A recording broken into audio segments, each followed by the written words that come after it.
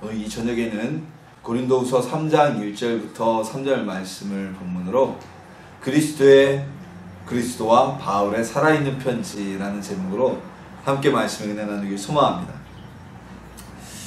요즘에 취업이 참 힘들죠. 그래서 최근에 취업 준비생들은 이력서는 공통양식이고, 이력서에 들어가는 인턴이나 또는 해외 어학연수나 토익이나 이런 점수들은 거의 다 비슷비슷하기 때문에 자기소개서를 작성하는데 아주 큰 심혈을 기울인다고 합니다. 그래서 자기소개서를 충실하게 작성한 사람이 서류 전형을 통과하고 면접까지 갈 수 있다. 그리고 면접에서도 자기소개서를 기반으로 질문이 들어올 수 있기 때문에 거의 요즘에는 그래서 자기소개서가 아니라 자기소설서라고 불릴 정도로 그 자기소개서를 막 멋지게 꾸민다고 합니다. 그래서 얼마 전에 뉴스에도 나왔죠. 자기소개서를 대필해주는 사람들이 건당 몇십만 원에서 몇백만 원까지도 받는 일이 벌어진다고 합니다. 이 자기소개서가 비단 취업뿐만이 아니라 대학 진학할 때, 특기자 전형으로 진학할 때 또는 수시 전형으로 진학할 때도 큰 영향을 끼친다고 하죠.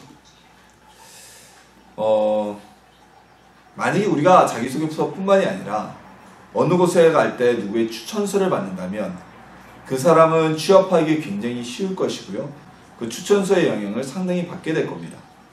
하다못해 목사 안수를 받더라도요, 여러분, 목사 안수에도 추천서가 들어가야 됩니다. 담임 목사님 추천서가 들어가야 되고요. 그리고 보통 그 동기나 주변 목회자들의 추천서가 들어가야 됩니다. 이 사람은 목사로서 안수받기로 세워지기에 합당한 사람입니다. 그래서 이 사람은 이런 사유로 추천합니다. 그냥 이름만 쓰고 도장 찍는 게 아니라 내용까지 적게 되어 있습니다. 그래서 취업할 때도, 대학을 갈 때도, 또는 우리가 목사의 안수를 받거나 특별한 곳에 임직을 할 때에도 누군가의 추천서를 받느냐에 따라서, 또한 추천서가 있느냐 없느냐에 따라서 큰 차이를 가져오게 되죠. 최근에 우리나라 국정을 굉장히 뒤흔들고 있는 이 사태가 왜 벌어졌습니까?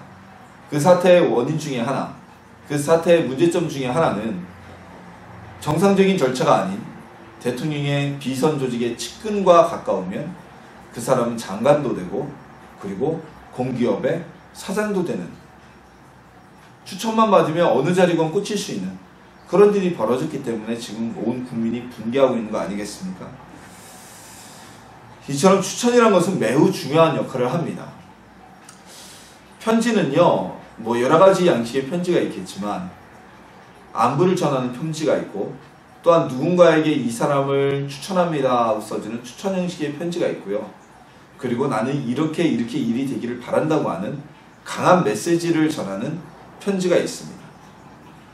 오늘 본문에서는요, 같은 편지라고 이야기하고 있지만 우리 개역개정판 성경, 한글 성경에는 편지라고 같이 이야기되어 있지만 두 가지의 편지, 즉 추천의 의미의 편지, 그리고 메시지 전달의 의미를 함축한 편지, 이 두 가지 의미로 편지라는 단어가 사용되고 있습니다. 우리는 이 두 가지 편지, 즉 메시지 전달의 편지, 또한 추천의 편지의 의미로서 어떤 모습을 가져야 할까요?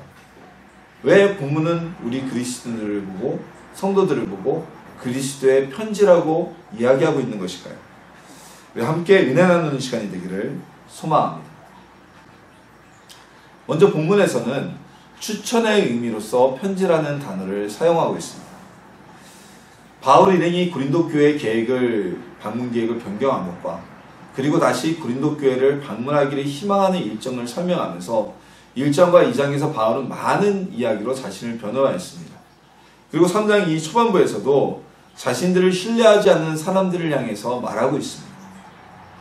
무엇이라고 말하냐면요, 내가 내 스스로가 너에게 또 나를 추천해야 되느냐, 얼마나 나를 변호해야 되느냐, 내가 여러분들에게 추천할 필요가 없는 것은 바로 고린도 교회의 성도들이, 여러분들이 바로 추천의 편지, 추천서가 되기 때문이다 라고 이야기하고 있는 것입니다. 자, 왜냐면요, 이 고린도 교회는 바울에 의해서 개척된 교회잖아요. 바울에 의해서 세워졌고, 그러다 보니까 당연히 초창기에는 많은 성도들이 바울에 의해서 양육되었을 겁니다. 그리고 그들이 바울이 전한 복음을 접하고 바울을 통해 양육되었고 자신들이 접하고 들은 복음이 헛된 것이 아니고 거짓된 것이 아니라는 것을 알고 또한 자신들을 양육한 바울을 인간적인 모습을 보면서 그의 또한 영적인 성품 사도로서의 모습을 보면서 그가 허탄한 사람이 아니라는 것을 이미 알고 있기 때문입니다. 무엇보다 바울에게 양육되어지고 고린도 교회 성도들로 있는 자들이 이단도 아니며 그들 스스로가 하나님 안에서 그리스도 안에서 구원받은 자로 세워져 있음을 볼 때 바울은 잘못된 사람, 바울은 불성실한 사람, 바울은 꼼수를 부리는 정치적인 사람이 아니라는 것을 그들 스스로가 증명하고 있다는 것을 이야기하는 것입니다. 자, 이것은요 바울이 자신을 변호할 수 있는 이야기 중에 아주 어떻게 보면 마지막 종지부를 찍는 이야기죠. 너희가 나를 통해서 복음을 전달받지 않았느냐? 당신들이 세워진 그 고린도 교회가 나로 인해서 세워지고 나로 인해서 메시지가 전달되었던 교회인데 그 교회가 잘못되었느냐? 아니지 않느냐? 그러면 나로 인해 복음을 전환받은 여러분이 온전히 서 있는 여러분이 나의 증인이다. 나의 증명이다. 내가 그렇게 게으르고 거짓되고 꼼수를 부리는 사람이 아니라는 것을 증명하는 것이 아니겠냐라고 반문을 던지고 있는 것입니다. 또한 바울은요 자신 스스로의 사역, 즉 고린도 불교회뿐만이 아니라 그가 아시아에 있었던 여러 교회들, 에베소 교회라거나 빌립보 교회라거나 이 수많은 교회들에서 바울이 보였던 그 사역의 모습들이 바울 스스로를 고린도 교회에서 의심의 눈초리로 쳐다보는 이들에게 추천서의 역할을 하고 있었던 것입니다. 지금까지 성실한 사람이라는 것, 그리고 하나님을 위해서 헌신되게 복음을 전한 사람이라는 것, 바울이 전한 복음이 거짓이 아니며 바울이 만들어낸 이야기가 아니라는 것이 많은 교회들의 사역을 통해 증명되어지고 추천되어지고 있다고 말하고 있는 것입니다. 바울이 이렇게 이야기할 수 있었던 근거가 무엇일까요?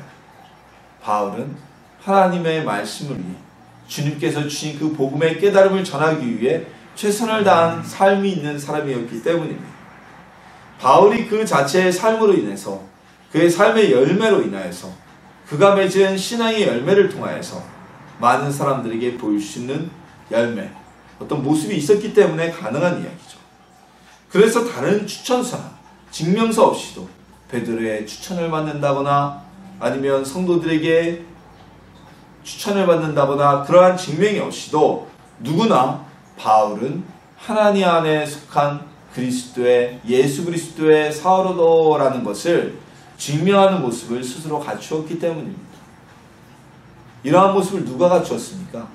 바로 예루살렘 교회의 성도들, 그리고 그리스도인이라고 처음 칭함을 받은, 우리가 오늘날 얘기하는 크리스천이죠.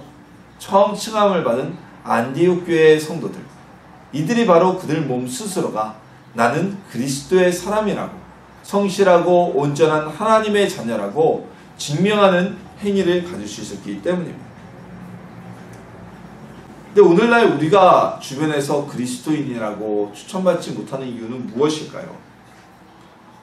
교회가 사람들에게 선하고 아름다운 하나님의 나라, 거룩한 곳이라고 인정받지 못하는 이유는 무엇일까요? 우리 안에서 하나님의 추천자로서 그리스도인다운 모습으로서 하나님의 몸된 교회로서의 모습을 보이지 못하기 때문에 추천받지 못하는 것입니다. 제가 엊그저께 페이스북을 봤는데 그런 글이 올라왔더라고요. 지금 이 우리나라의 그 촛불 시위 사태를 가져온 그 몇몇 분들이 있잖아요. 몇몇 분들. 그분들 중에 한 분이 얼마 전에 과거에 CBS 새롭게 하소서라는 프로그램에 나와서 자기는 무슨 일을 하건 하나님께 먼저 기도를 한다. 자기는 밥을 굶더라도 하나님께 기도를 하면서 일을 시작한다. 앞이 막혔을 때 기도로 뚫어간다 라고 이야기한 분이 한 분 있었다고 합니다. 그분 조만간에 구속될 것 같은데요. 이게 안타까운 모습이죠. 내가 내 입으로 그리스도인이라고 말하고 증명하는 것이 아니라 사도 바울은요 자신의 삶의 모습을 통하여 그가 온전하고 하나님께 세움받은 예수 그리스도의 사도라는 것을 늘 증명하고 있었던 사람입니다. 그래서 서신서마다 맨 앞에 예수 그리스도의 사도된 바 나 바울은이라고 이야기하고 있고요. 오늘 본문에서 내가 어떤 추천이 더 필요하겠냐, 너희들 올바른 모습으로 신앙생활하고 있는 당신들, 그리고 온전한 모습으로 그리스도의 모습으로 나가기 위해서 세워진 고린도 교회가 바로 나에 대한 추천서가 아니겠느냐, 내 사역의 열매들이 나를 추천하고 있지 않느냐라고 질문하고 있는 것. 이럴 수 있었던 것은 바울의 삶에서 그가 그리스도의 사도라는, 예수 그리스도의 사도라는 증명을 할 수 있는 그리스도인의 모습이 있었기 때문입니다. 그 모습을 통하여 바울은 추천서를 가지고 고린도 교인에게 나갈 수 있다고 오늘 말하고 있는 것입니다. 지금도 우리의 삶 속에서요, 아름다운 모습, 그리스도인의 모습이 나타나면요, 세상 사람들도 인정합니다. 손가락질 안 합니다.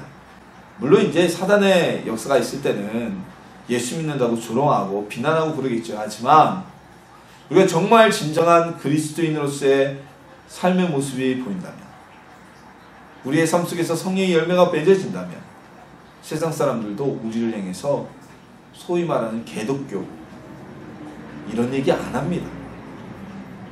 그럼 우리가 말로만 이야기하고 그리스도의 추천자가 되지 못하기 때문에, 내 삶으로서 나는 그리스도인이라고 증명하는 편지를 보이지 못하기 때문에, 그들에게 메시지를 보내지 못하기 때문에 조롱받고 비난받는 모습을 갖게 되는 것입니다.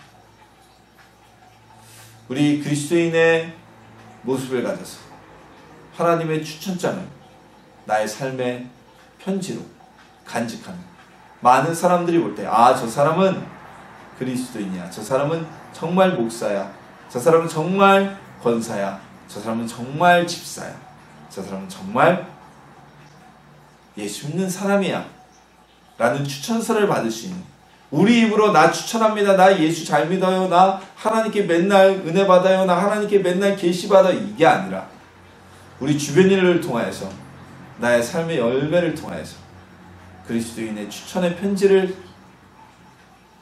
갖는, 소유하는 성도님들이 되시기를 예수님의 이름으로 소망합니다. 자, 우리가 무엇에 살아있는 증거다라고 말하는 것들이 있죠. 그런 게 있잖아요. 뭐 예를 들어서 아주 오래된 물고기들, 아마존에 가면 그 물고기 이름이 제가 생각나지 않는데 굉장히 큰 물고기가 있어요. 그래서 그게 폐로 숨을 쉬는 그러한 물고기인데, 폐로 숨을 쉬고, 그렇죠, 아가미로도 숨을 쉴 수 있는, 그걸 보고 무슨 우리는 창조론을 믿지만 진화와 창조의 연결고리에 살아있는 화석이다 막 이런 식으로 얘기를 하잖아요.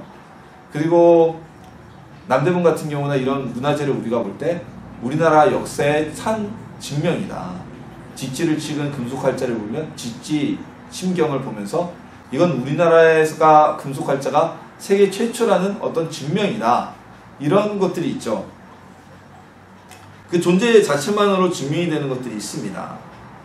맘모스라는 동물이요, 간혹가다 시베리아 벌판에서 그 화석이 나오지 않으면 털이 있는 상태의 모습으로 냉동 미라식으로 된 그런 것들이 나타나지 않으면 맘모스의 존재를 누가 믿겠어요? 하지만 그런 모습들을 우리가 볼 수 있기 때문에 맘모스의 존재를 믿는 것과 마찬가지죠. 자, 오늘 본문에서는요, 사도 바울이 고린도 교인을 보고 이렇게 이야기합니다. 너희는 그리스도의 편지다. 우리로 말미암아 나타난 그리스도의 편지다.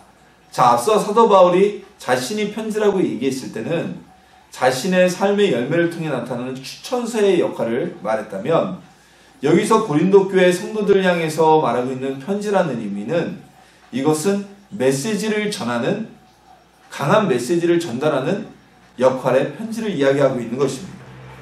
왜냐면요, 이 성도들을 통하여서, 그들의 삶의 모습을 통하여서, 또는 이 성도들의 말을 통하여서 예수 그리스도의 복음이, 예수님의 말씀이 전해질 수 있기 때문입니다.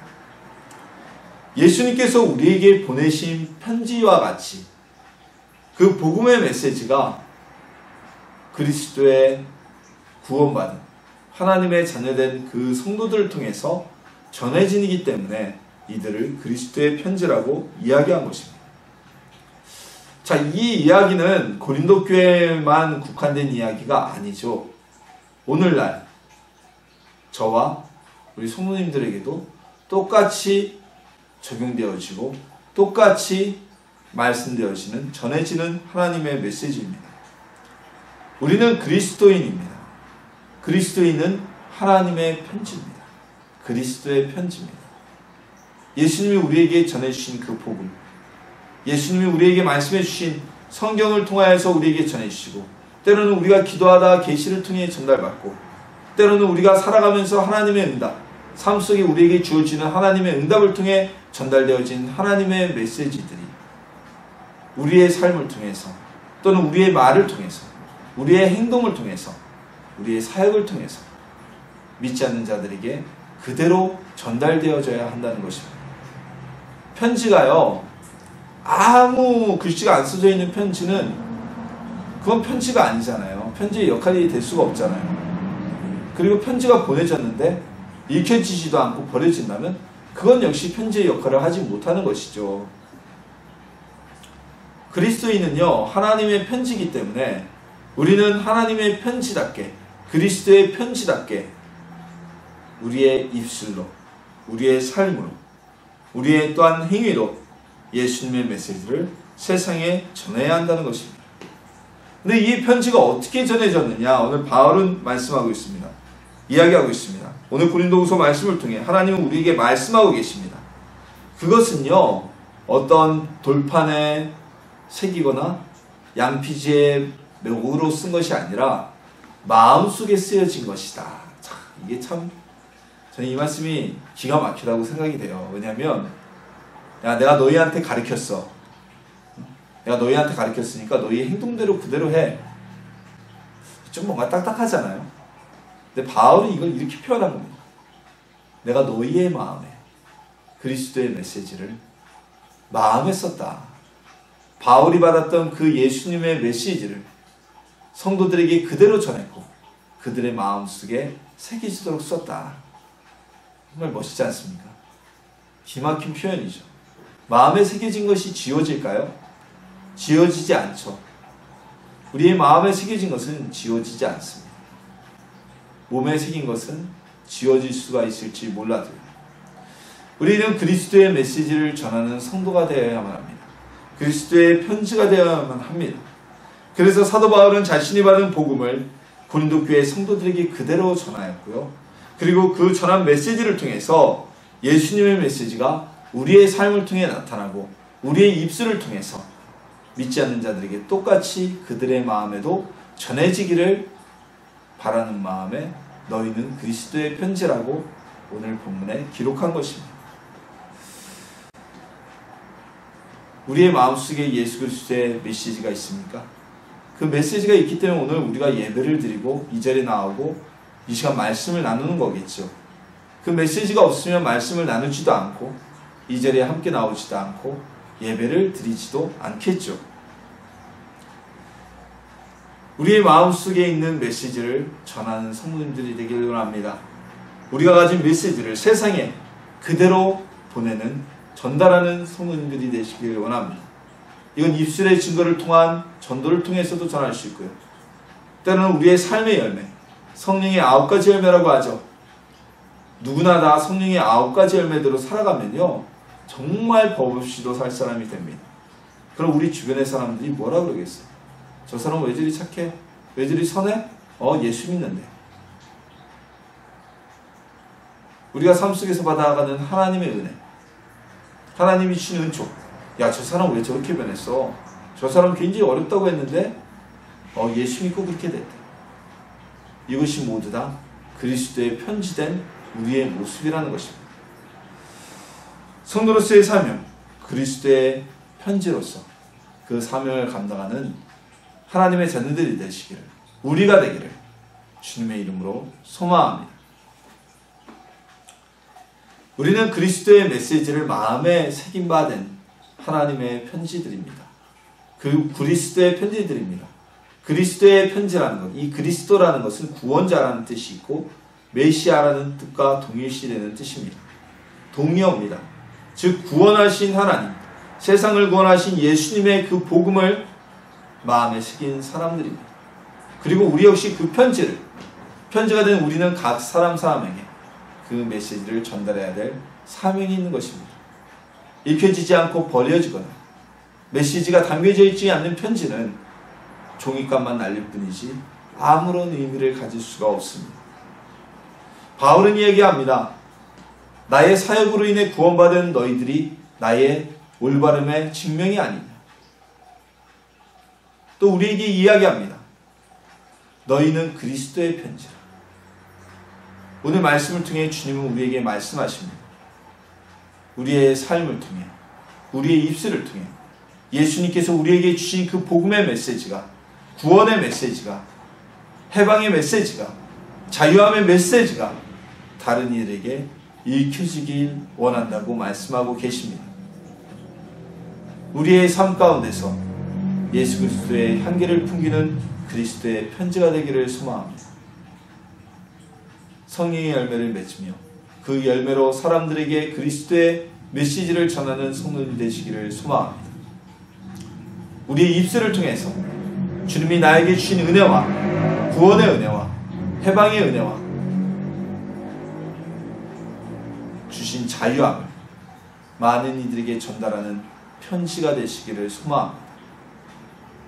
안디옥 교회 교인들이 어디를 가나 그들의 행위를 보고 저들은 그리스도인이라 칭함을 받은 것처럼 우리 역시 성령에 의지하여서 성령님을 통하여서 늘 기도하고 우리의 마음을 지켜서 그리스도의 충실된 편지가 되는 우리의 입술로 우리의 삶의 모습으로 예수님이 우리에게 주신 그 메시지를 세상에 전달하는 편지가 되기를 주님의 이름으로 축원합니다.